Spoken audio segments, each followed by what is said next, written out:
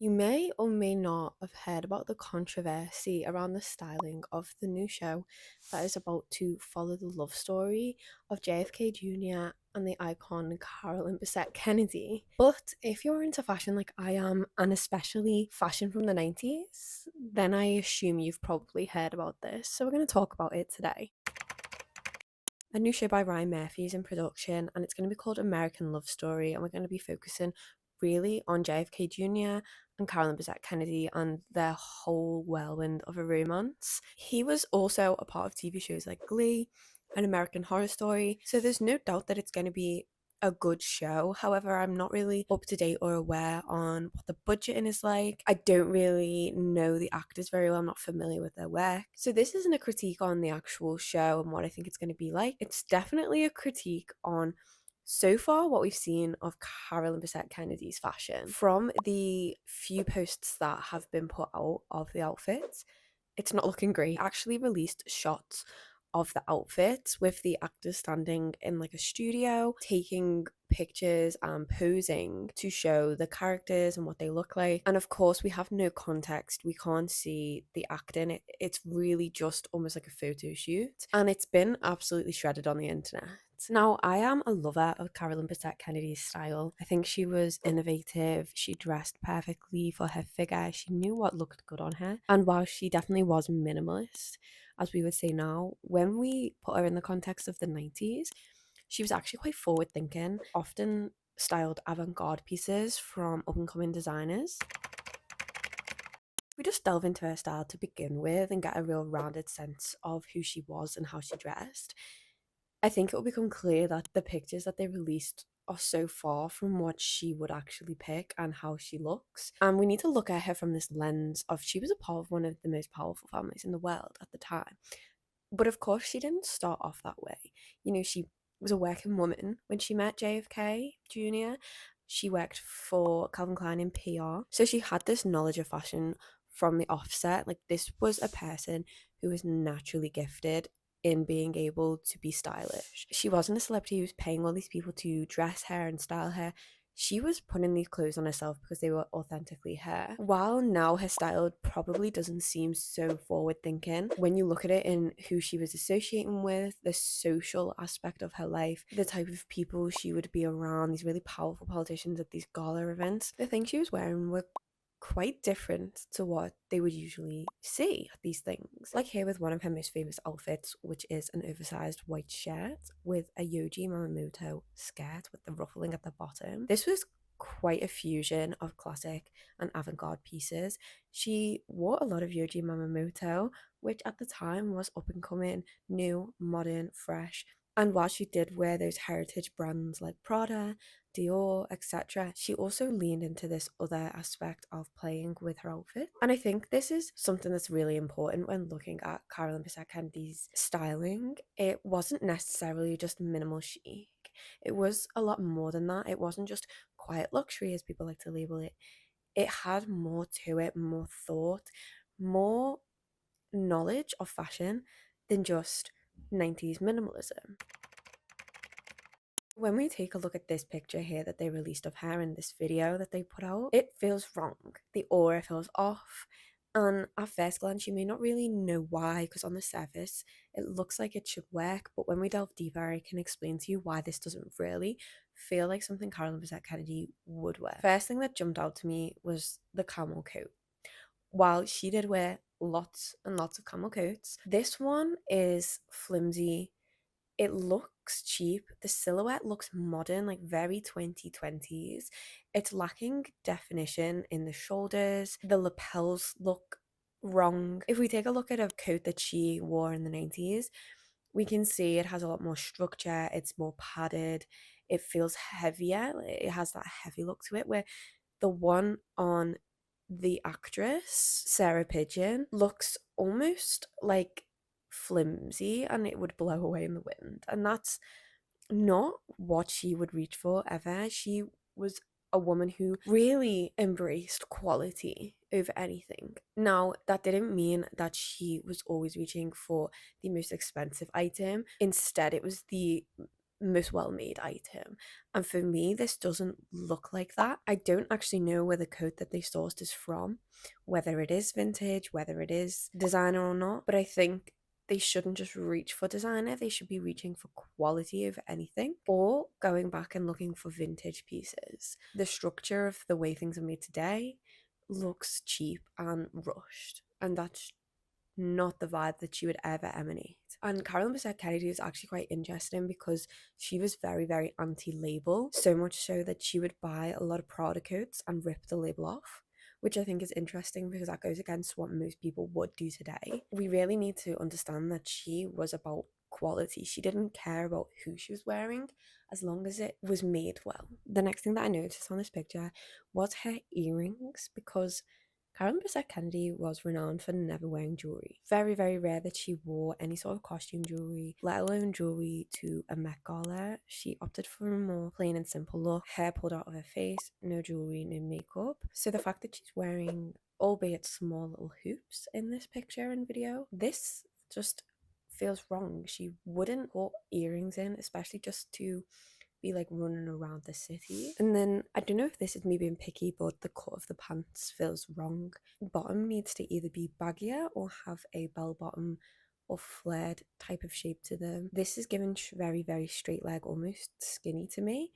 And she was never really seen in straight leg pants. They always had some sort of flare or bell bottom to them, and she often wore them maybe with some heels and just create this really feminine look, because even though she did have quite an athletic build and she was strong and tall, she knew how to dress for her feminine features as well, and she liked to create these curves and lines. So by styling the actress in these straight leg pants, it really almost feels like AI has made this styling as opposed to a real human, because a straight leg just was never in her rotation. So for them to even consider putting a straight leg pant on her feels like not a lot of thought went into this. And while I know not everyone is as obsessed with her style as maybe we are, but if you are hired to be a stylist on a show about someone who was a real person, you need to honour that person. And then of course we can't not talk about the Birkin. Now Carolyn Bessette Kennedy did wear a Birkin bag quite a lot. Most people now use it as a sort of status symbol or like a show pony type of bag. Hers was a workhorse bag. Hers was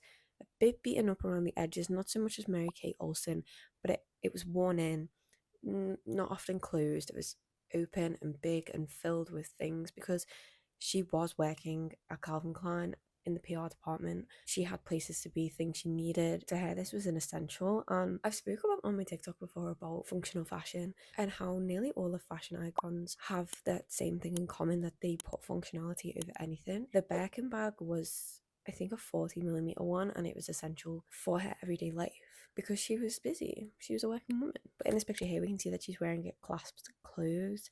It looks kind of not filled with anything, kind of perfect.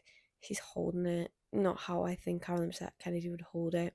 And Ryan Murphy actually spoke out about this because of all the backlash that he got on this picture. And he said that it was a mistake and that they picked up a Birkin that they had in their wardrobe styling area and just threw it to like complete the look. And I think that's like a wild statement to make when you're making a biopic about two people who were very, very prevalent people in the 90s, very important people, and very loved and still are today, to not put thought into it and to just put this media out there without really perfecting it. Because this is the first impression we have of them and of this show. And so far, they feel like a sketch of Carolyn Bessette Kennedy. And I think when you do a biopic, it's very important to get these minute details correct, as well as just the actor learning to embody the persona, because this was a real person. And it can very quickly tip into more of a parody or a sketch. And it doesn't really pay tribute to the person the story is based on very well. It gets into this danger zone of pulling the audience out of the story because all you can focus on is the fact that her hair is wrong. A lot of people said her hair is too platinum blonde hair, or her coat looks cheap, or she wouldn't wear that type of pants, or she's got too much jewelry on. And then there's another picture on set actually that I forgot to mention, where she's wearing like a brown silk skirt, a blazer, and Converse, and people were up in arms about this because they were saying that she would never wear Converse. And Ryan Murphy actually said back to this that there was video and photo footage, private footage that hasn't been seen by the public, with her wearing this outfit with Converse on. This probably is true because before she met JFK, she was just a normal girl. She may have opted to wear some more comfortable shoes, and she was probably still figuring out what her fashion was. But then, obviously, once you marry into that family, you are now subject to almost conform slightly to that world, and you would just be consumed by it because it would be your new life now. So maybe she dropped more of the casual things and really started to focus on quiet luxury sense of fashion just due to the influence of the people she was associating with more. She'd grown up a little bit more. I still do think the actual structuring of the outfit still isn't great. The blazer looks, again, cheap and flimsy and something from 2020s. It looks fast fashion. The skirt, the same. It looks like it's from Zara. It doesn't look elevated. And I think that's the most important thing when creating an outfit like Carolyn Bessette Kennedy. And as much as many people think fashion is important to a role like this or in TV and film in general, I think it can be a major in helping push the narrative along. And I do think that the stylist, whoever they are, has a big feat on their hands.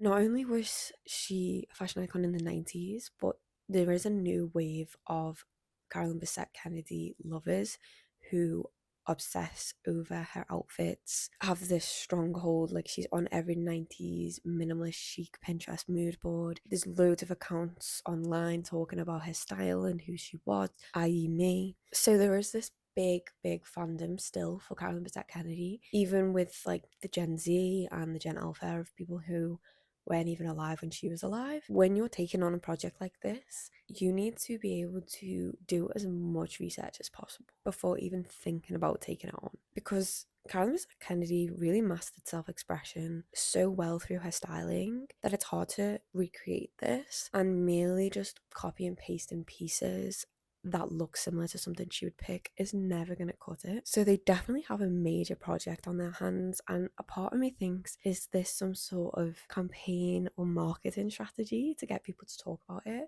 Because if it is a real brilliant one, because there has been so much discourse around the show now that people will be intrigued to watch it and see, did they get it right? Did the actors pull it off? Are the outfits as bad as we first thought they would be? So it is an interesting thing to keep an eye on, and I don't think the show is coming out until next year, 2026. So it's going to be really interesting to see what they bring out, if they've changed anything, or if it really is going to be so wrong as it is right now. But to counter that, I do also have to say, we are currently only seeing these very still shots of actors posing.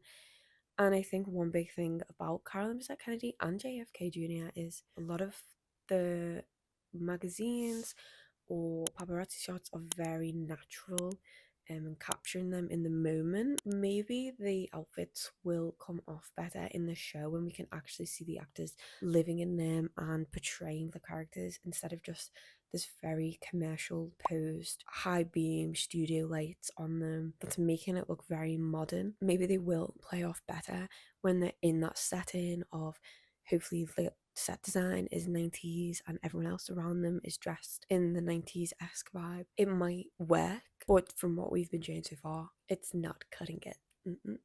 And while obviously I'm more interested in the fashion side of things and to see where they go with that, I'm also really intrigued to see what they do with the actual storytelling behind it and the relationship, because I know that they definitely had a whirlwind romance very off and on. There was videos of them fighting in Central Park a lot. There's a lot of rumors that the relationship before they got married was very off and on. I'm very intrigued to see how they play this out and if they play it accurately. That's my 2 pence on what is going on with the American Love Story debacle around the styling. Let me know what you think. Do you agree? Do you think everyone is being a little bit too harsh? Do you think it's going to be hard to live up to an icon that is Carolyn Bessette Kennedy? I'd like to know what you think. So leave a comment and maybe think about hitting the subscribe button. And I will see you in my next video for more fashion and pop culture updates. Bye, bestie.